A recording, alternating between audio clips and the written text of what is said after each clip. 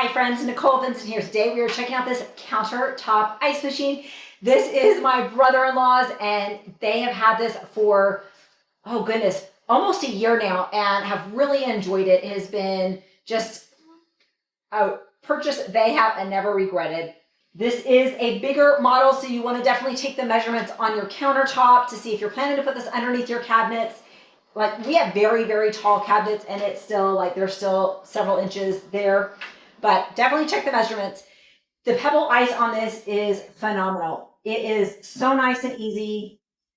Pull out the bin, and the texture of this ice is fabulous. It is not too airy, not too dense. It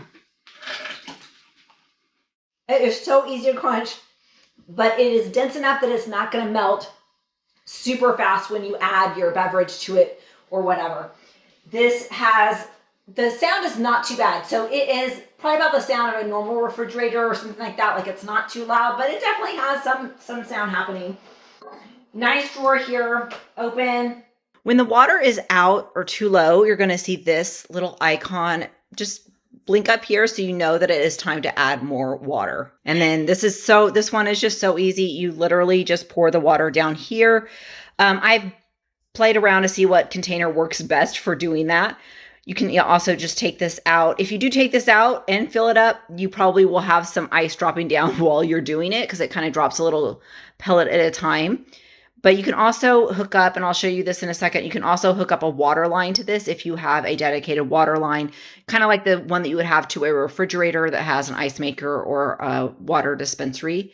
But you can hook up an automatic water line to this ice maker. Just make a habit of whenever you get some ice, you put some water in, and just kind of create that household habit that helps you having ice all the time. Now, you do want to clean your ice machine fairly regularly.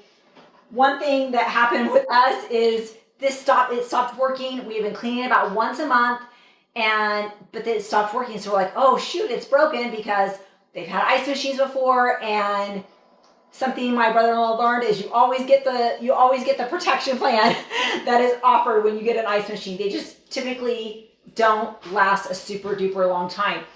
But he went in and just did a super deep clean, and it's running perfect again. So that cleaning is really important to make sure you stay up on top of that and space it out based on how much you're using your ice and how much mineral, like how hard your water is. If you have harder water and you're not using filtered water, then you probably are going to need to clean it more often.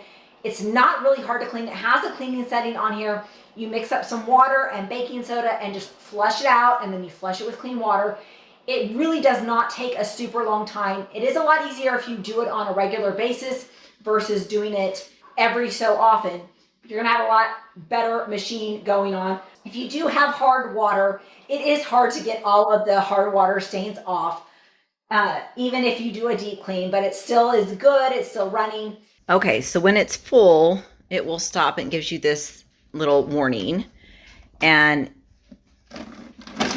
you can see it kind of like builds up in the back, which is fine. So you can just kind of move all your ice here to the front.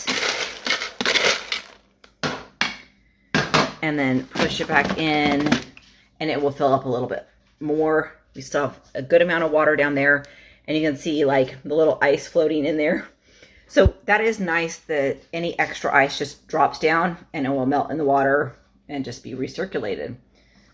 So now that it's moved a little bit, the sensor says, okay, it's time to make more ice. So it will make more ice until that sensor gets triggered again. I'm just gonna let this record for a second so you can hear how loud it is. It's not terribly loud, but it's making ice. So there we go.